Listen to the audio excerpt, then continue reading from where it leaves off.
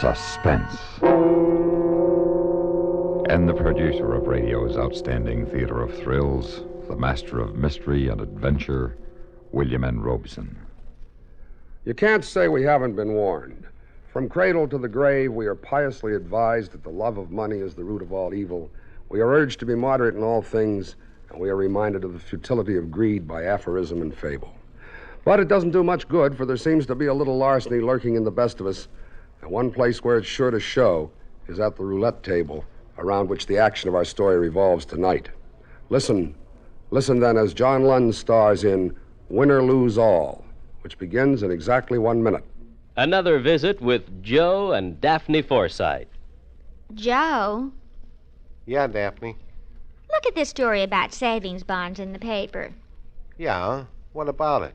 Do you think that's the best way to tell people about savings bonds? Why not?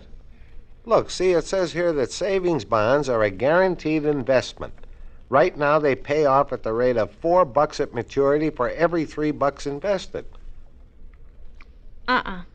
You're not convinced? Mm-mm. Why not? No salesmanship. No salesmanship?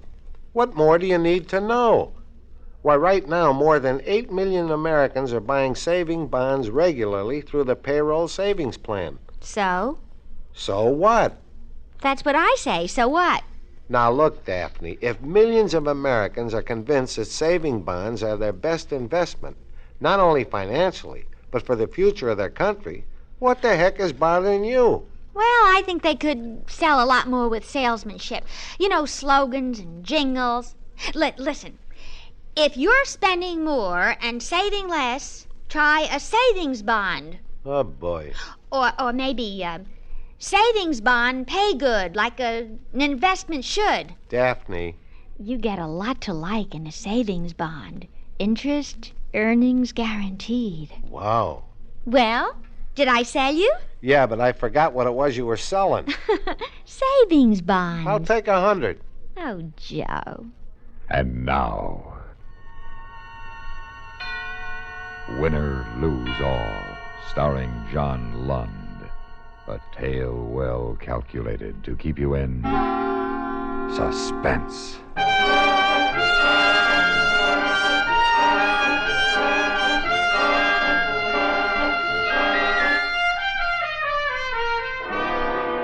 Las Vegas, the sucker city, the land of the money cow. And in my pocket, I had a permit to milk it, a system to beat the wheel. But first, I had to convince one of the farmers tending the cow that I wasn't going to take too much. And that wasn't going to be easy. After about a week of nosing around, I decided on the place I was going to hustle. The owner was a guy named Carlin, Walter Carlin. And he wasn't doing as well as he wanted to, but then, who is? Come in. Mr. Carlin? That's right. Who are you? My name is Bob Richards. I've got a proposition for you. Goodbye, Mr. Richards. Now listen to me for 1 minute. I said goodbye, Mr. Richards. But I want to give you something for nothing. Nobody ever gave anybody something for nothing. I will. Guaranteed. All right. You got 1 minute. Make your pitch. When was the last time you had a spread in the New York Times? Ah, come on, son. Quit playing. This is a small place compared to the joints out in the Strip. And you're not only small, but your business is way off. Isn't it, Mr. Carlin? I said I'd give you a minute to make a pitch, not to discuss my business. That's part of my pitch. I can put this place on the front page of every newspaper in the country. Keep talking. You have 30 seconds. Okay. I've got a system for roulette. Oh, come on. Oh, I know everybody's got some kind of a system, but I got one that'll win. Now, the only trouble is when the house finds somebody's got a winning system, the table's closed after a while, or the betting's limited. Now, here's my pitch. You let me win $200,000. $200,000? Now, let me finish. You let me win $200,000. It'll take about a month to 40 days. All I want for my share is $50,000 in cash. And you got yourself $1 million worth of publicity. You expect to walk in here, take $200,000 out, then return $150 when you're finished? I wouldn't even trust myself to do that. I didn't expect to take the $200,000 out. Now, that's too tempting. Huh? The house can keep my winnings for me until such time as I decide to quit, which in this case will be $200,000. I don't know. Remember those two college kids and what they did for that joint in Reno? And they only went for a couple of weeks and a few grand. You're sure your system works? What do you care? If it works, you're in. If it doesn't, I lose my own dough. All right. On one condition. Name it. Stretch it out to 2 months, and you got a deal. I can really use that kind of publicity. Okay. When do you want to start? Tonight. Fine. Oh, just one more thing, Richards. Yeah? Be a smart boy. Don't try anything that might get you into trouble. Well, the only thing that could possibly get me in trouble is your 200 grand. And how could I possibly get my hands on it? See you later, Mr. Carlin. After I finish this trick here, honey, we'll head for Rio, Buenos Aires, Monte Carlo, the whole circuit. Everywhere we go, we'll pick up a bundle like this one. Oh, Bobby, you are the clever one. Well, naturally, I picked you, didn't I? Bobby, Yeah? when do we get married? As soon as I turn this trick. Well, why not now? Because I want the South America trip to be a honeymoon. Okay? Okay. Well, I gotta get going. Maybe I'll drop in later and watch you. No. Well, why not? Stay out of there. I don't want anybody to know about you. Well, what's the matter? You ashamed of me? Oh, of course not. But I want him to think I'm a lone wolf. It's safer that way.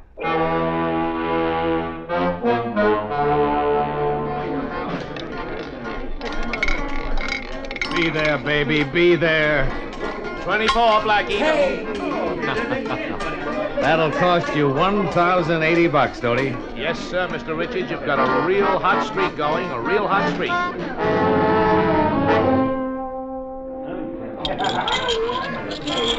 Well, that's it for now, Stoney. Be back tomorrow, Mr. Richards? Why not? This first week is only the beginning.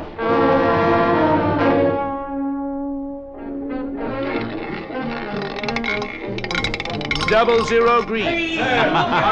Pay me. I guess I'm just lucky, Stoney. Just lucky. Here are the figures for the week, Mr. Collin. You want detail or a quick rundown? Just a quick rundown. Okay. This is for the third week of operation since the kid came in with his system. Mm-hmm. He's into the house for about $83,000. Got it? In that same period, our gambling gains have doubled. The bar is 500% over, and see right here, the morning business is almost triple what it was 4 weeks ago. Mm-hmm. Oh, there's another magazine crew coming in to do a layout this evening, too. Well, take care of them. Give them everything they want and don't let them spend a dime. Mm-hmm. It's cheap enough for the publicity we're getting.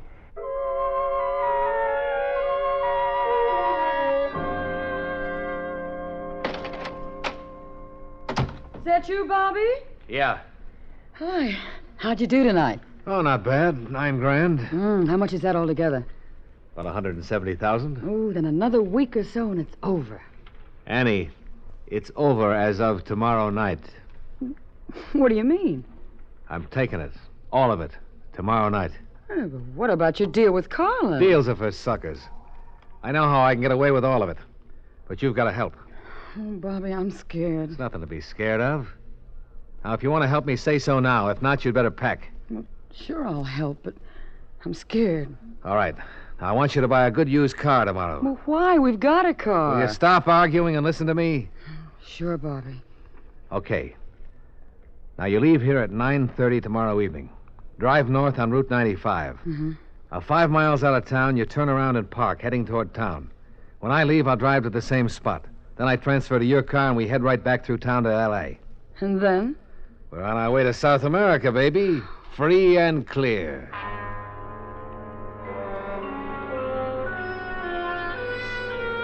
You couldn't really call it a gamble. It was a cinch bet. And the power of the press cinched it. I tipped Wally Campbell of National News Service to be at the joint that night with a photographer, and I was all set to make my play.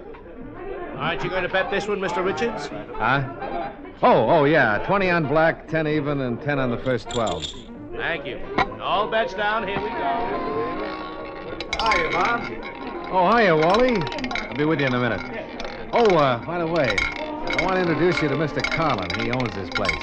Mr. Carlin. Yeah? This is Wally Campbell of the National News Service. Oh, how do you do? Hello, Mr. Carlin. 8, black even. Well, I guess that does it. Taking a break, Richards? No, Mr. Carlin.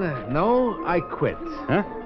I figure the house owes me exactly, let's see, with what I have here, 2, 3, 350, exactly $179,550. But I want the croupier to have 550, so that leaves a round figure of $179,000. Well, look. I want it in cash, and I want it now. Wally, you can start taking pictures anytime now. Yeah, right. Hank, come on over here and set up, will you? Stoney, the table is closed. Yes, sir. Look, I want to... What are you trying to pull, Richards? I'm not trying to pull anything. I just want my money, that's all. Why, you lousy double-crossing chiseler, I'll take... Wally, over here, will you? Yeah, what do you want? Mr. Carlin wants to make a statement. Huh? Go ahead, Mr. Carlin, make a statement. Well, I really don't have much to say except... Except this proves that your wheels are completely honest. Isn't that right, Mr. Carlin? Yes, that's right. And Mr. Richards here proved it. Yeah. My money, Mr. Carlin? Where's my money? In cash? Stoney, Yes, sir.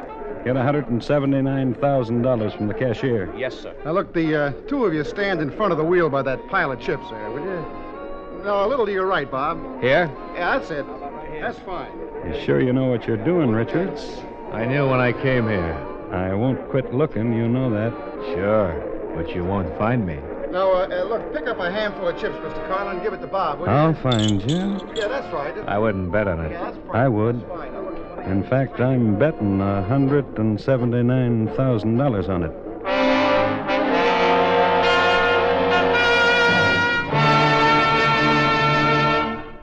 In a moment, we continue with the second act of Suspense. The evolution of a medal. In 1847, during the war with Mexico, Congress established a citation award for conspicuous service by members of the United States Army. This was the Certificate of Merit, strictly for Army enlisted men. In 1891, almost a half century later, non-commissioned officers became eligible to receive the certificate. No medal went with this award until 1905, when a coin-shaped medal in bronze bearing a Roman eagle was approved and adopted. The suspension ribbon was vertically striped in red, white, and blue.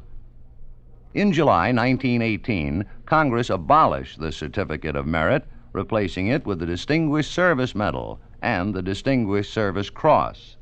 The medal is awarded for exceptionally meritorious service to the government, while the cross is reserved to honor extraordinary heroism in connection with operations against an armed enemy. Before the Certificate of Merit was discontinued in 1918, 1,211 enlisted men had received the award. Given in recognition of gallantry in action or exceptionally meritorious service during time of peace, the Certificate of Merit retains an important place among America's historic medals. And now, starring John Lund, Act Two of Win or Lose All.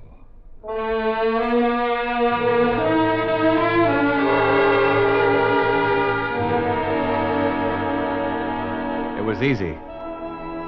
Almost too easy. I found myself with $179,000 done up in a nice gray canvas bag like they use in the bank. Now all I had to do was meet Annie, change cars, and I had it made. Annie's a nice kid. A $50,000 type kid. Not a $179,000 type. But for now, I needed her. For now. Maybe later I wouldn't. Is that you, Bobby? Yeah, it's me. Oh, boy, I began to get worried. Well, I'm here. Now get going. Is everything okay? I said let's get going. All right. I'm getting into the back seat. I'm going to stay down on the floor. Drive easy and legal, and as soon as we're on the other side of town, let me know. Till then, don't say anything and don't look back. Just drive.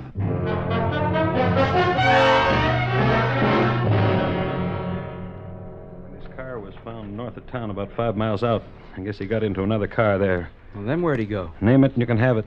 Tonopah to Reno, Barstow to L.A., Purdue to El Centro to Mexico. Mm-hmm. Well, what do we do now? Find him. Nobody suckers me, nobody.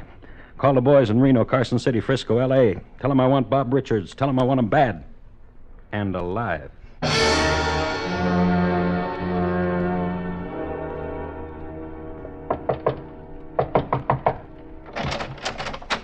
Bobby? Bobby? Hey, Bobby boy, where are you? Bobby!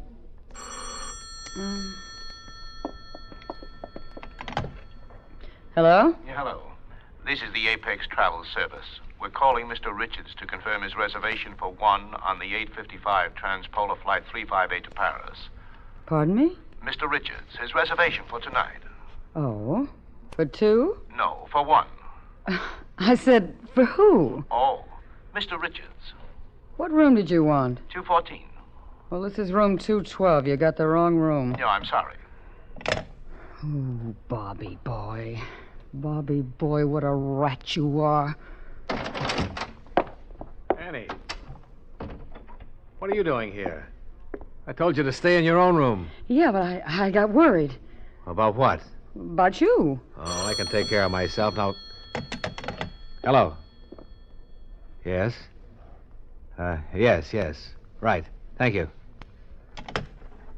Who is that? The airport reservations desk, confirming our reservations for tomorrow's flight to South America. Tomorrow? Yeah, 9 a.m. Now go back to your room and I'll see you on the plane tomorrow. I'll wait till the last minute before I board. Just playing it safe, you know? Bobby, where's the money? In a brand new suitcase stashed in one of those 24-hour lockers at the airport. You don't miss a trick, do you? I can't afford to, honey. Now be a good girl. Run along. I'll see you on the plane tomorrow morning. So long, Bobby. So long, Annie. See you tomorrow. Yes, Bobby. Tomorrow.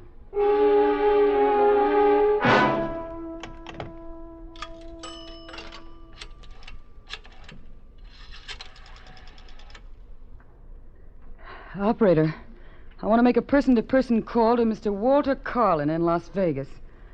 Yes, that's right, and please hurry. Oh, why did you have to be such a rat, Bobby?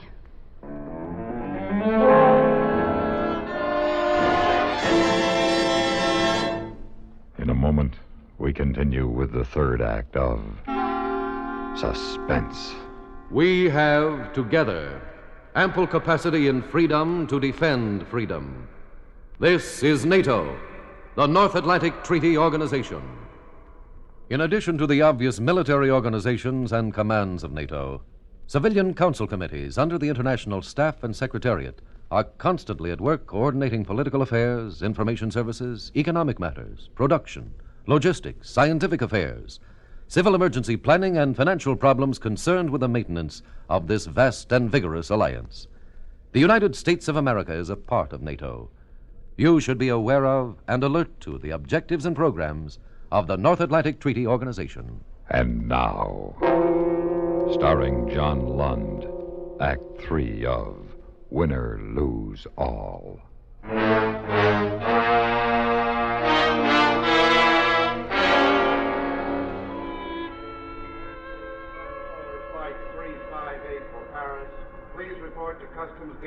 Say there, pardon me, but is this Customs Gate 21? Yeah. You taking the transpolar? Yeah? Business? Combination. Uh-huh. Say, it's a nice suitcase you have there. Thanks. I'll bet you it holds a lot of money. What's that? Might even hold $179,000. Why, you... Right now, you're lucky. Don't stretch it. You get on that plane and you're dead. What do you want me to do? Now, that's your business. Just don't get on that plane. You want me to go back to Vegas, don't you? Well, now, sir, that's up to you. And if I don't? That's up to you, too.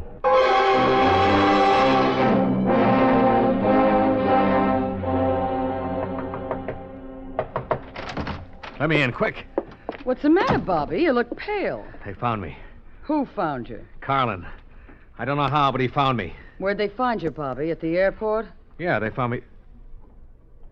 What did you say? They found you at the airport, didn't they, Bobby? Getting on the Paris plane just as I told them to. Why, you Mr. Carlin was very glad to know where to find you. $5,000 glad. I'll break your neck. No, you won't, Bobby. Mr. Carlin sent me a bodyguard, too. He's in the next room. Of course, he isn't as clever as you, but what good is clever? Do something clever now, Bobby. Better give Mr. Carlin his money, or bang, you're dead.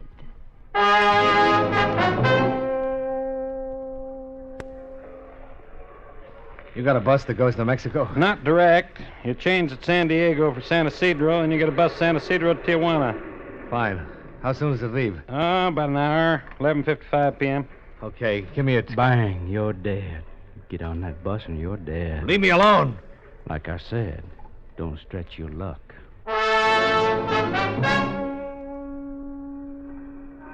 Taxi. Taxi. Where do you want to go, mister? Take me to Las Vegas. Hey, that's more than 300 miles. Cost you a bundle. I don't care what it costs. It's not my money.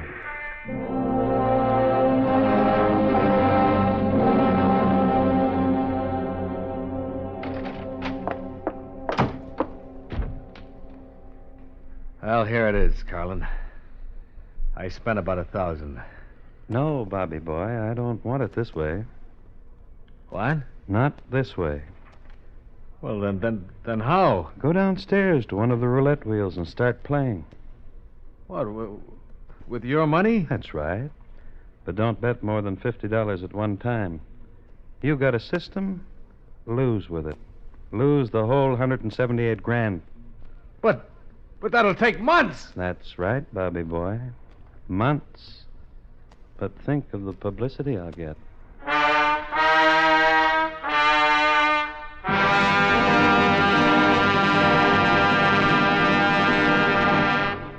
Suspense, in which Mr. John Lund starred in William N. Robeson's production of Win or Lose All by Ross Murray. Supporting Mr. Lund in Win or Lose All were Rita Lynn, Lou Merrill, Eddie Marr, Jack Crucian, and Sam Pierce. Listen. Listen again next week when we return with another tale well calculated to keep you in suspense.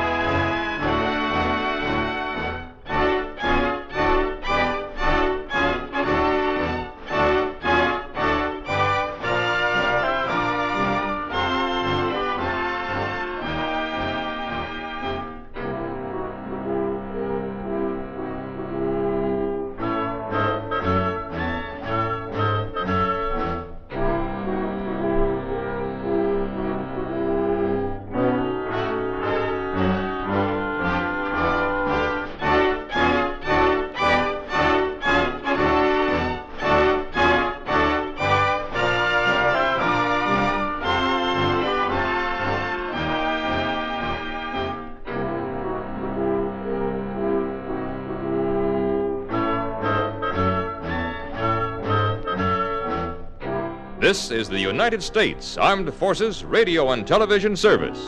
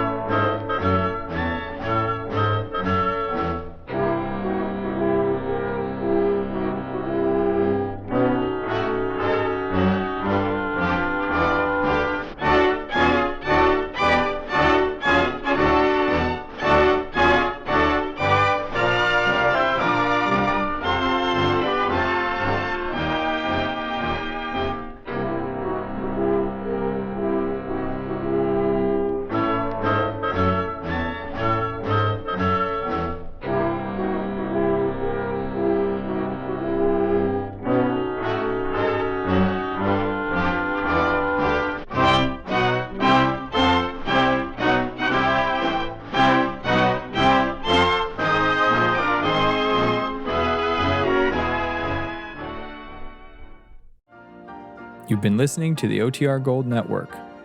Find more classic radio at otrgold.com.